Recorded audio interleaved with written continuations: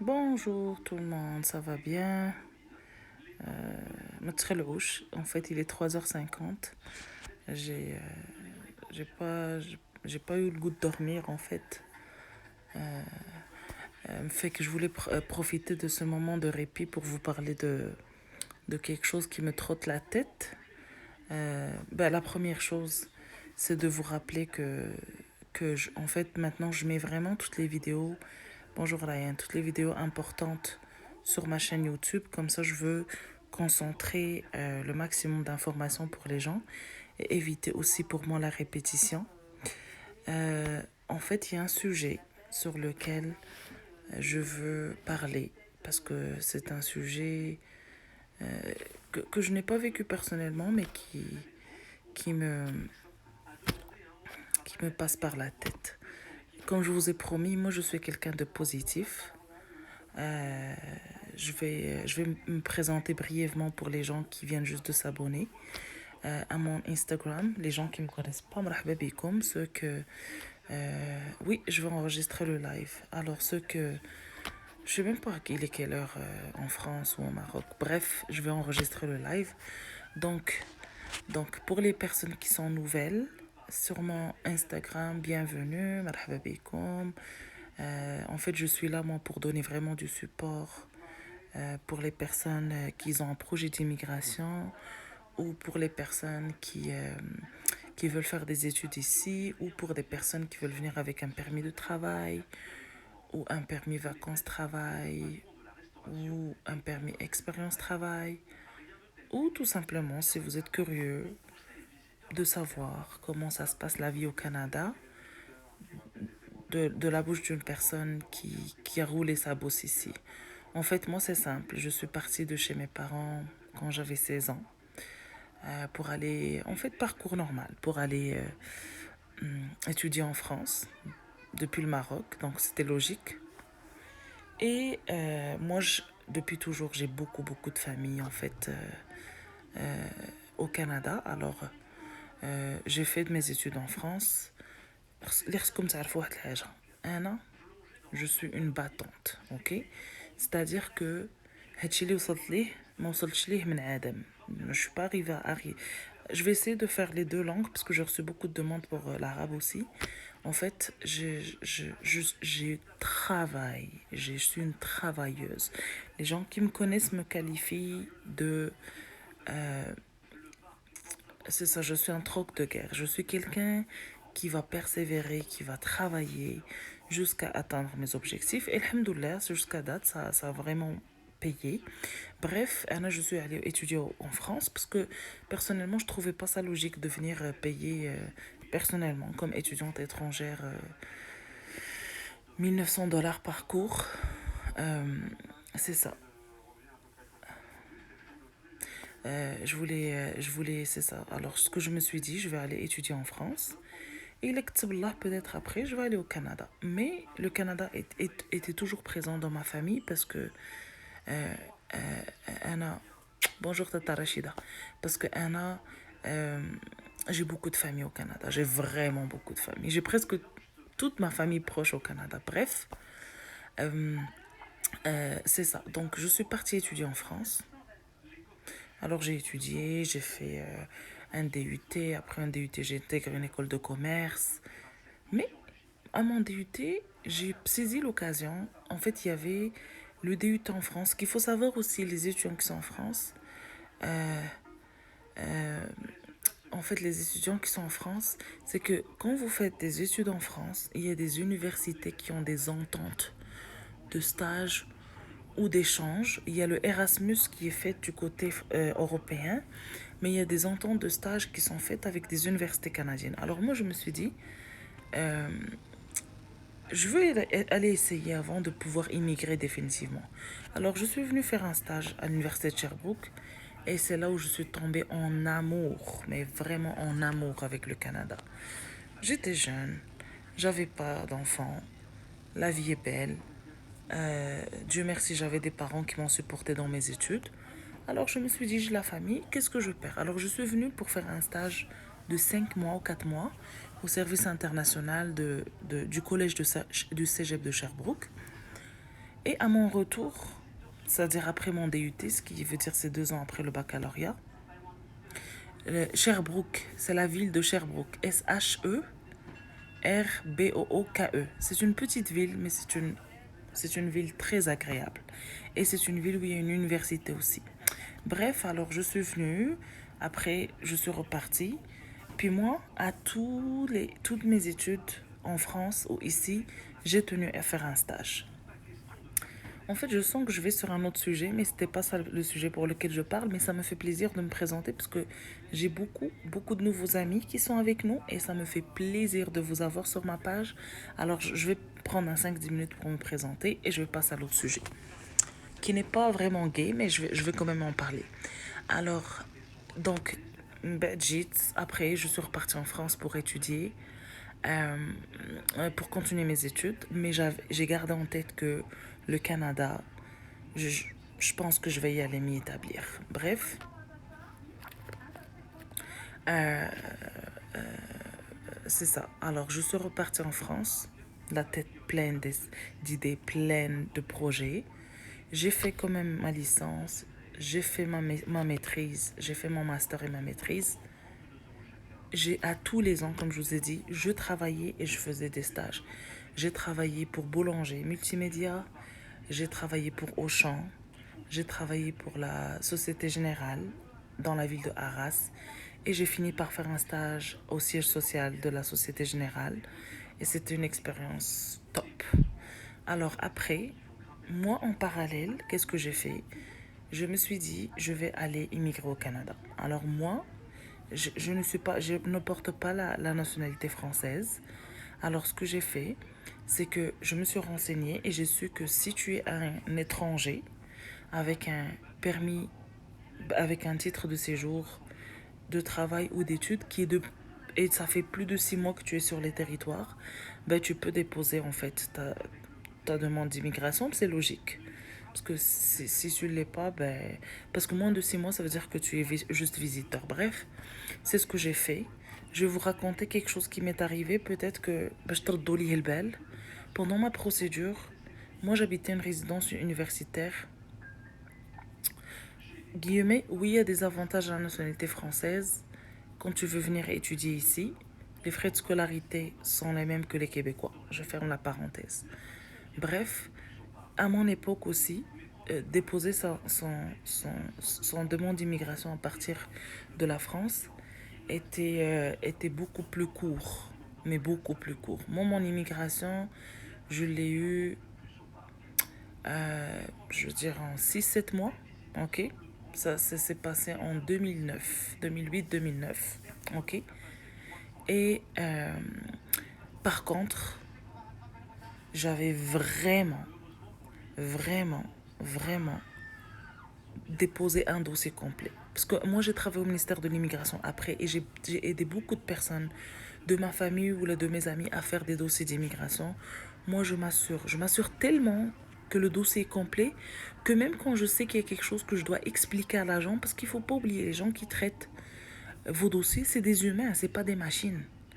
Alors, alors, euh, alors, je mettais un post-it pour expliquer le pourquoi du comment. Alors, à chaque fois que j'avais une information, je sais pas, que je devais préciser, ou j'avais plus de place dans la feuille, je mettais une post-it, je disais merci de voir le détail à côté. Bref, il faut pas oublier que les gens qui traitent votre dossier, que ce soit un dossier d'immigration, un dossier d'études, ce sont des humains, des personnes comme vous et moi, qui sont objectifs et subjectifs en même temps. Alors, le plus de détails vous leur donnez, en tout cas moi, alhamdoulilah, tous les dossiers que j'ai déposés, que ce soit pour moi ou mes amis, c'est pour ça que je me suis lancée dans ça, parce que je sais que je peux aider. Bref.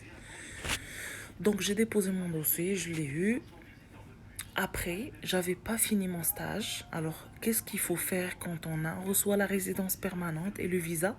Il ne faut pas le brûler. Il faut pas se dire, oh, ben, je sais pas, est-ce que je vais y aller un jour? Est-ce que ça me tente d'y aller? Tu reçois un visa. Si tu ne veux pas te brûler les cartes avec le Canada, tu viens, comme on dit, valider ton visa ici. Tu rentres par la douane sur le territoire. Après, si toi tu décides de revenir parce que tu as ta femme, tes enfants qui sont là, tu n'as pas encore démissionné de ton travail, etc., etc., etc., là, tu peux le faire. J'ai reçu des gens qui m'ont dit, on a reçu le visa, mais on n'était pas encore prêt, on n'est pas parti. Mais ma cocotte, là, tu vas pas pouvoir demander je dis pas que c'est impossible, mais le Canada, ça fonctionne pas comme ça. Le Canada, il marche avec des quotas, ok? Ce qui veut dire que si il y a 3000 personnes qui doivent avoir le permis de travail ou la résidence permanente et que ces 3000 là, on l'a eu pour une année IN, ben c'est 3000 qui vont l'avoir. Fait que si toi tu fais partie de ces 3000 là et que tu décides de pas partir, ben le Canada ne va pas aimer ça parce que premièrement, il ne comprend pas pourquoi tu as fait ça. Et deuxièmement, euh, c'est ça. Et deuxièmement, je pense que je vais changer ce filtre. Je m'excuse là parce que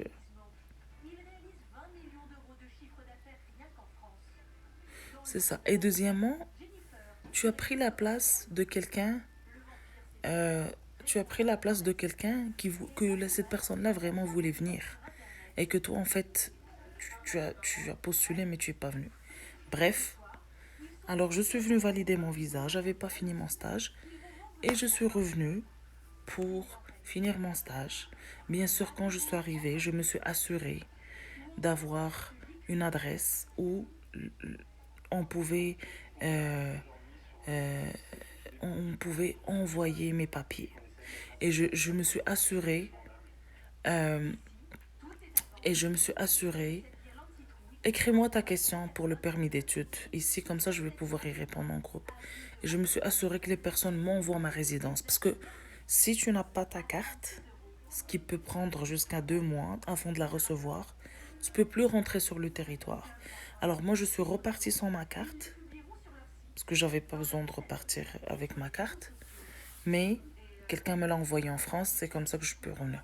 Bref, c'est le stage. Après, je suis venue. Ok. Mais avant de venir, qu'est-ce que je me suis dit? Anna, j'étais toute seule, j'avais pas de responsabilité. Mes parents pouvaient me payer encore mon loyer, tout ça. Mais je ne suis pas ce genre de personne. Euh, alors, qu'est-ce que je me suis dit pour les personnes qui n'ont pas suivi euh, mes lives? Je me suis dit, je me donne 2 mois pour trouver du travail. Si je trouve pas du travail, je vais commencer à étudier. Alors, avant même de pouvoir y aller, j'avais déjà décroché une admission. Parce qu'il faut savoir que quand tu es résident permanent, là, tu peux tout faire. Tu peux changer de province, tu peux étudier, tu peux travailler. La seule chose que tu peux pas faire, c'est demander le bien-être social. Le bien-être social, c'est comme, je sais pas, en France, c'est quoi exactement? Parce que j'en ai jamais eu recours. C'est comme de l'aide sociale. C'est de l'argent qu'on te donne pour subvenir à tes besoins. Il faut savoir que cette aide sociale-là, c'est à double tranchant. Oui, ça t'aide, mais le jour que tu veux parrainer ta femme, le jour que tu veux parrainer ton enfant, le jour que tu veux ramener tes parents ici, eh ben, on va t'attendre, on va te dire, mais tu sais Coco, tu sais Cocotte, tu peux pas faire ça parce que un jour, tu pouvais pas subvenir à tes besoins. Je ferme la parenthèse, ça c'est un autre sujet. Quand je suis venue, j'avais déjà une inscription. Alors moi, j'ai pas perdu de temps. Alors j'ai pas du tout perdu de temps. Ok? J'ai déposé un permis d'études, je suis encore étudiant en deuxième année. Je n'ai pas fait de compte bancaire personnel, juste les comptes en euros, en dinars. Tu n'as pas besoin de compte personnel, toi. Seules les personnes qui vont te supporter ont besoin de compte et ont besoin de prouver l'argent. Le compte, tu le fais une fois que tu es ici. Les gens qui viennent en tant qu'étudiants, ils n'ont pas besoin de compte bancaire là-bas. À moins qu'ils aient pas de personnes, de parents qui subviennent à leurs besoins ou de garants. Je ferme la parenthèse. Quand je suis venue, Anna, je suis quelqu'un d'organisé. Je suis préparée d'ailleurs, Anna.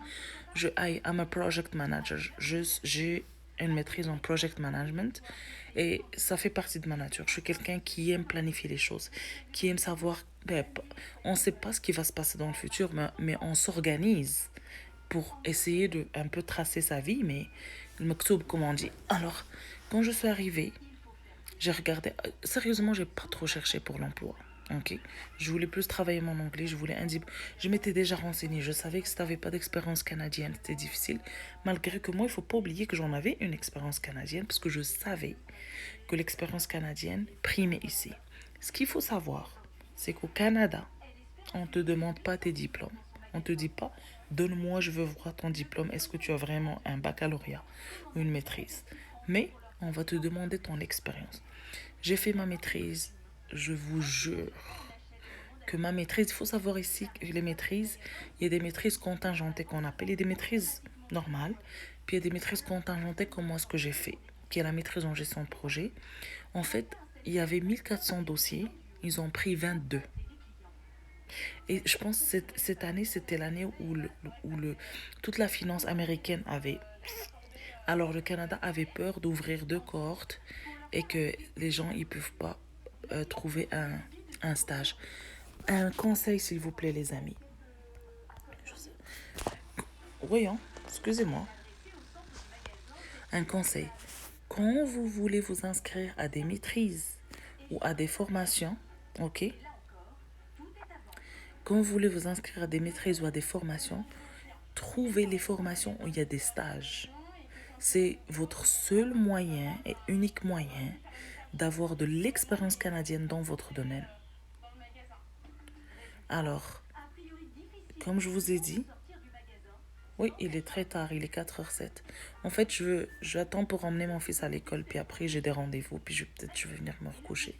Bref, parce que c'est un sujet qui me trottait par la tête et je voulais vous en parler. Euh,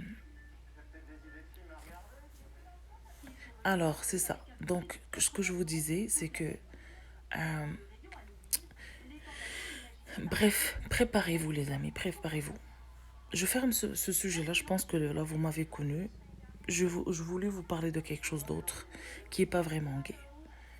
Il faut savoir que un des problématiques des personnes qui immigrent ici, c'est les problèmes de couple, c'est le divorce. Ok? Ça, c'est un fléau, surtout chez les Maghrébins. J'en connais aussi des Français qui sont pas Maghrébins, qui passent par là. Ok? Ok, mais les amis, fais-je que deux fois. La vie au Canada est stressante. Le temps au Canada est stressant. Le temps, la météo au Canada est stressante. Il y a beaucoup de divorces, de couples qui viennent. Pourquoi je parle de ça? Parce que j'ai reçu des messages qui me disent c'est moi qui pose la procédure, mon conjoint n'est pas d'accord. Parce que Anna, j'avais posté un post exprès pour vous dire, les amis, si vous avez une bonne situation, pourquoi vous voulez venir pareil?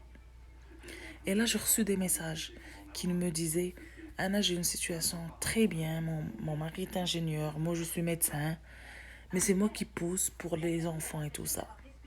Le Canada n'est pas le paradis, les amis. Oui, il y a la sécurité. Oui, il y a pas le social. Oui, il y a la santé. Oui, il y a le respect de l'homme. Mais si en parallèle à ça, ton foyer va foirer, ben t'as pas besoin de venir ici. Les amis, il faut être logique dans ce que vous faites, ok? Parce que moi, je veux pas que les gens tombent... Vraiment, je donne ce conseil-là du profond de mon cœur, ok? Je vais pas parler de ma situation personnelle parce que je suis rendue publique pour parler de ça. Ce n'est pas une question de solidité, je vous jure, ok? Le Canada, ok, est difficilement soutenable. Il faut être tough. Même une personne toute seule, il faut être fort. Tu sais, moi j'ai 2 business, ok? Et la dernière fois, j'ai des gens qui sont... Bien sûr, j'ai des partenaires, mais j'ai des employés aussi. Et j'ai dit aux personnes... j'ai des personnes qui ont des permis de travail, j'ai des personnes qui sont résidents. Et euh, je leur ai dit, est-ce que vous êtes content d'être ici? Est-ce que... J'ai des gens qui ont quitté leur situation, puis ces gens-là regrettent.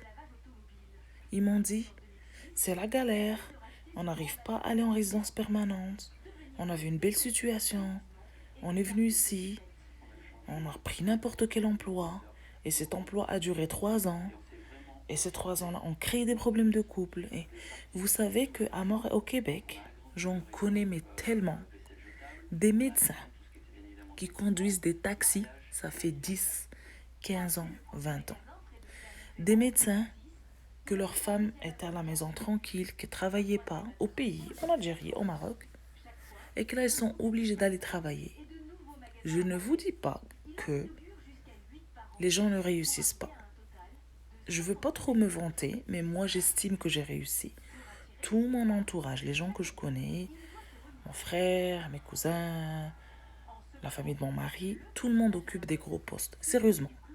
Je ne vous dis pas ça pour vous faire peur, mais ce que je vous dis, c'est qu'il faut que vous soyez organisé. Il faut que vous ayez beaucoup de volonté. En fait, khasbar. Il faut la patience, je ne sais pas comment le dire en français. Il faut la patience, la persévérance. L'éducation des enfants ici est très difficile, dans le sens où l'éducation des enfants ici n'est pas très stricte. Ok? Moi, je vais donner un exemple de mon fils. Mon fils, l'année passée, il a commencé la première année, qui est après la maternelle. Et dans sa classe, il y avait un élément qui était très perturbateur. Et mon fils est la résilience. Merci beaucoup. Et mon fils est quelqu'un qui se fait tirer par le courant, mais c'est un petit garçon très gentil. Mais avec l'autre garçon, il y avait de la compétition, ça se tapait, ça se basculait, tout ça. Mais vous savez que moi, je recevais des appels de l'école. Oh, est-ce que tu peux parler au téléphone avec ton fils parce que... Et ça crée aussi des problèmes de couple parce que euh, il faut être d'accord, il faut se dire c'est quoi mon objectif. Il faut se barrer. Moi, je connais, je suis triste, mais un couple, je vous jure, Wallah al-Adim, un couple sur deux est divorcé, issu de l'immigration. Je vous jure que c'est la réalité. Je ne vous dis pas, d'habitude, je ne suis pas quelqu'un qui aime parler des choses négatives parce que je me dis, la vie est assez chargée avec les problèmes et tout ça. Mais je pense qu'il est de mon devoir de vous éclairer sur des sujets que moi, pas j'ai vécu, mais j'ai vu des gens, j'ai vu des histoires, j'ai vu des femmes appeler la police à leur mari, j'ai vu des maris appeler la police à leur femme en pensant que c'est rien. J'ai vu... Et c'est pas parce que les gens veulent faire ça, mais parce que les gens ne connaissent pas en fait. Euh, je pense que si les personnes vivent au Canada, je pense qu'ils seront d'accord avec moi. D'ailleurs, je vois des gens qui supportent ce sujet-là. Ce que j'essaie de vous dire, ok? Ce que j'essaie de vous dire. Oui, Sohila, je pense que tu comprends ce que je veux dire. La décision de venir au Canada, c'est une décision qui se prend à deux, ok? La décision de venir au Canada, c'est une décision qui se prépare. Je vous ai parlé dans mon highlight de ce qu'on appelle l'avant-projet. Ok? L'avant-projet, votre projet d'immigration, que vous venez avec un permis d'études, un permis de travail. Je parle plus pour les couples. Ok? Et pour les gens qui veulent s'établir en couple après ici. La décision de venir, le projet de venir, c'est un projet qui se prépare. نعرف راسي شفين غادي نعرف راسي qu'est-ce que je vais vivre là-bas. نعرف راسي il y a maintenant beaucoup de groupes et moi je suis là pour faire des lives, pour vous aider. S'il vous plaît, moi j'ai aucun intérêt à ce que vous me suivez. Moi je gagne rien de ce truc. Moi alhamdoulilah, j'ai mon travail, j'ai mes affaires. Mais moi je fais ça parce que j'ai pas le temps d'aller dans des associations. Vous savez qu'à Montréal, il y a une association qui s'est créée, c'est une association marocaine. باش الناس يحاولوا يصالحوا باللي couple pour que cette association essaye de remédier aux problèmes qui sont entre les couples. Ça veut dire, toi en couple, tu peux aller chez cette personne. Parce que la culture ici ne comprend pas notre culture. Tu sais, حنا كنقولوا واحد المثل اللي ما عنده كبير كيشريه ليه كيشريه.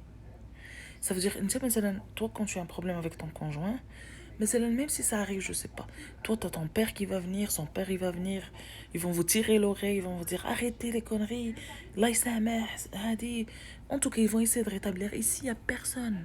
Mais il n'y a personne. Limite, il y a des personnes plus pour vous enfoncer que d'essayer d'établir les choses. Moi, les gens qui sont venus me voir et qui étaient dans des problèmes de couple, moi, je leur disais, je m'en fous, je veux pas savoir qu'est-ce qui se passe. Vous avez des enfants, vous faites en sorte pour que ça marche. Et si ça marche pas, ok, Si ça marche pas, ben, il faut se séparer gentiment. Il faut... Bref, je sais pas est-ce que mon message est arrivé, mais ce que j'essaie de vous dire, ne prenez pas le projet d'immigration comme réfléchissez à ça, ok? Je ne vous dirai pas qu'ici c'est le paradis. Je ne dirai pas ici que c'est l'enfer. Mais par exemple, là, il y a le confinement. Nous, on n'a pas de famille ici. Est-ce que vous vous imaginez que nous, on passe notre semaine et notre fin de semaine tout seul? Moi, je vous ai dit, j'ai de la famille, mais ils sont au Québec. J'ai toute ma famille, mais j'ai à peu près 40 membres de ma famille qui sont au Québec. Mais moi, j'ai personne ici. Est-ce que vous savez comment c'est fort, comment c'est dur pour le mental? Alors, les amis, comme je vous ai dit, le projet d'immigration, c'est un projet qui se prépare à deux quand on est en couple. Quand on est seul, c'est quand même un projet qui se prépare. Renseignez-vous. Demandez-vous cette question. Est-ce que ça vaut la peine? Est-ce que la sécurité et l'enseignement que je cherche pour mes enfants valent la peine que je refasse à zéro? Ok? Moi, en fait, donc pour toi, il faut avoir des exigences par rapport au boulot, surtout vu ses compétences. Oui, oui, la déception professionnelle, c'est l'une des pires choses qui arrivent ici et c'est la principale chose qui arrive pour les immigrants. C'est la déception professionnelle. Moi, je vais vous dire comment je réfléchis. Moi, je suis partie à l'âge de 16 ans. Ok? Et des fois, je dis à ma mère, je sais pas qu'est-ce que je suis en train de faire pour mes enfants. Peut-être que je dois revenir en arrière. Oui, je vais l'enregistrer, ma belle. Je vais le laisser. Soumia. Et pas parce que pourtant, moi, alhamdoulilah, j'ai réussi beaucoup de choses. J'ai pas de problème dans ma vie et tout ça. Alhamdoulilah, j'ai des enfants. J'ai étudié ici. Je m'en sors. Je suis pas dans la misère. Mais c'est dur. J'ai pas de famille proche. J'éduque pas mes enfants dans ma culture. Moi, mon fils va dans une école catholique parce que c'est une des très bonnes écoles ici. Vous savez que moi, je me bats avec l'école pour qu'ils puissent mettre des chansons marocaines, des chansons je sais pas quoi, parce que je veux qu'ils soulignent la culture de mon enfant. Il y a tellement de choses ici. Et pourtant, moi, je ne souffre pas de racisme. Ils ne me traitent pas de façon raciste. Dépression.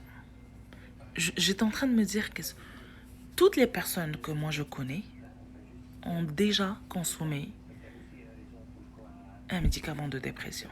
Tous les immigrants, je m'adresse aux immigrants parce que j'ai des amis québécois ici qui sont nés ici, que c'est des Québécois de pur laine. Je pense pas que je m'adresse à ces gens-là, mais je m'adresse aux gens qui sont comme moi, que je représente. Ok? La dépression.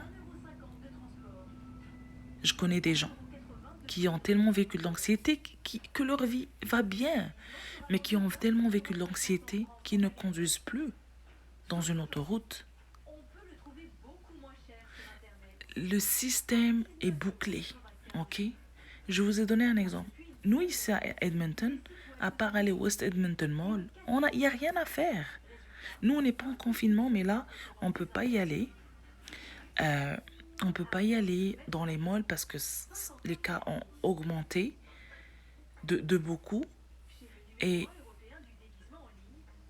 Mais vous imaginez-vous, alors si ici, c'est pas solide, si ma motivation, si mon objectif pour lequel ma copine Mélanie que j'adore,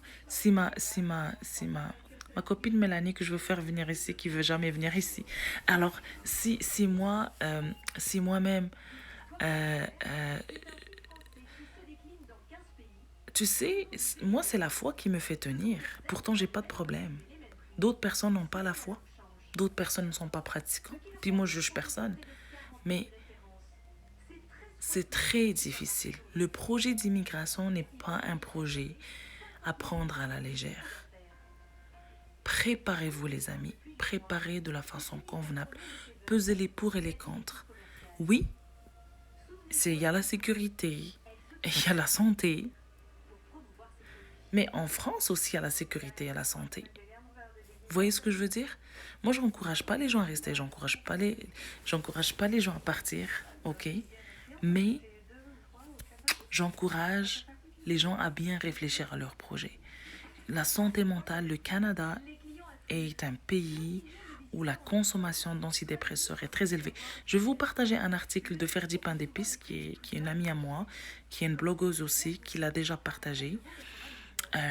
C'est fou. En tout cas, à Montréal, moi je ne connais pas ici, mais à Montréal, le taux de divorce. Moi, une fois, j'ai appelé cette association pour une amie. Tu sais, j'ai rencontré le gars, il m'a raconté, pas des histoires personnelles, mais des choses. Et la majorité des couples ici ont des enfants. Vous imaginez-vous? Le mari vient, il n'a pas d'avenir professionnel. Il regrette d'avoir mis les pieds ici la première semaine. La femme, elle vient, elle n'a pas eu l'habitude de travailler. Ok, il faut qu'elle travaille. Si elle a des qualifications ou pas de qualifications, ben qu'elle se débrouille. Ok, alors prenez les gens ce sujet-là vraiment au sérieux. Je pourrais en reparler plus en détail, mais préparez votre arrivée, ok, pour que vous ne soyez pas déçus. Éloignez-vous des gens négatifs. Ne soyez pas des suiveurs. Prenez des conseils, mais faites votre propre opinion, ok. Alors, oui, Soumia, je sais que c'est un sujet que euh, je sais pas, en tout cas, moi, la France où j'ai vécu, que j'ai quitté en 2009, il y avait la sécurité. Je pense pas que, je pense pas que tu peux comparer la France avec un pays autre où il y a les guerres comme la Syrie, comme... Alors moi, je pense que dès que tu peux sortir de chez toi, que tu n'as pas peur de te faire agresser, pour moi, il y a la sécurité. Moi, je ne vais pas rentrer dans les sujets de racisme et tout ça, parce que moi, j'ai une autre opinion.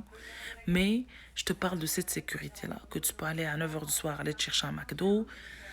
En tout cas, à moins que ça a changé, à moins que les gens maintenant, ils commencent à avoir des agressions physiques dehors. Mais moi, c'est... euh, c'est ça. Sohila aussi a dit un mot important. Sohila, dans n'importe quel projet, et le mariage en est un projet très important, il faut, euh, il faut prendre le temps de connaître la personne, d'étudier les choses, de voir est-ce que... On peut en faire un sujet de fille, mais oui, je suis d'accord avec toi. Mais je vais essayer de trouver des statistiques, je vais vous les partager. Mais pour moi, la source des échecs des couples, parce que tu as des couples qui sont ensemble, ça fait 15 ans dans leur pays, et ils arrivent ici, il n'y a pas de soutien de la famille en cas de problème. Tu sais, il n'y a personne qui te dit, qu'est-ce que tu es en train de faire? Pourquoi tu te comportes comme ça? Tes parents ou ta tante ou je sais pas qui, arrête les conneries. Essaie de préserver ton foyer, il n'y en a pas ici. Fait que s'il y a un problème, ben, il y a un problème juste entre vous. Il n'y a personne là pour essayer de recoller les morceaux. Fait que faites attention à ça. J'ai aussi parlé d'intégration professionnelle. Les gens super qualifiés ou très bien qualifiés qui viennent ici avec une idée, je ne dis pas ça qu'ils vont pas réussir à avoir des postes.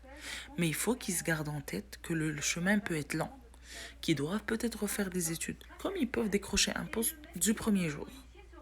Tout est une question de persévérance, tout est une question de comment on a procédé. Mais ce sont des choses qui ont des impacts. Quand toi, tu dois aller refaire tout à zéro et ta femme doit aller refaire tout à zéro et que tu as 3 enfants et que tu as une garderie à payer et que tu as les devoirs, comment tu vas t'en sortir? Tu comprends? Alors, les amis, pesez-vous pour et contre. L'immigration, c'est bien beau. Le Canada, c'est bien beau. Mais je pense pas que c'est fait pour tout le monde. Alors sur ce, je vais essayer de voir ici. Ça change ta part de sortir le soir en France. Fais-tu pour gérer l'éloignement? En fait, comment je fais pour gérer l'éloignement familial? Ben, j'essaie de repartir chez moi. Maintenant que je peux pas, ma mère, elle vient souvent chez moi. Mais comme moi, comme, en tout cas, c'est ça. Moi, mes parents ne vivent pas ensemble, alors je vois pas mes 2 parents. Et comment je fais? Ben, je le gère pas. Je le subis. Et des fois, je me dis, qu'est-ce que je fous ici? J'aurais dû rester en France. Parce que c'est plus proche. Parce que la maison de mes parents, c'est à 2 heures d'ici. Quand je suis malade et j'ai personne pour me donner un verre d'eau, je maudis le jour que je suis venue ici. Quand j'ai accouché et j'ai eu personne pour me donner une cuillère de soupe, j'ai haï ma vie. Alors, ce sont toutes des choses qu'il va falloir s'y préparer. C'est cool. Faire un nouveau projet, immigrer, c'est très excitant. Mais quand tu passes 1 an, 2 ans, là, tu commences à en avoir ras-le-bol. Sur ce, moi, je suis quelqu'un qui est très heureux ici au Canada, que j'estime que j'ai fait beaucoup de choses, que j'ai réussi beaucoup de choses avec mon effort. Maintenant, je ne vous dis pas que vous ne pouvez pas y arriver, mais tu sais, quand on est préparé à quelque chose, ben, on le vit plus sereinement que quand on n'est pas préparé.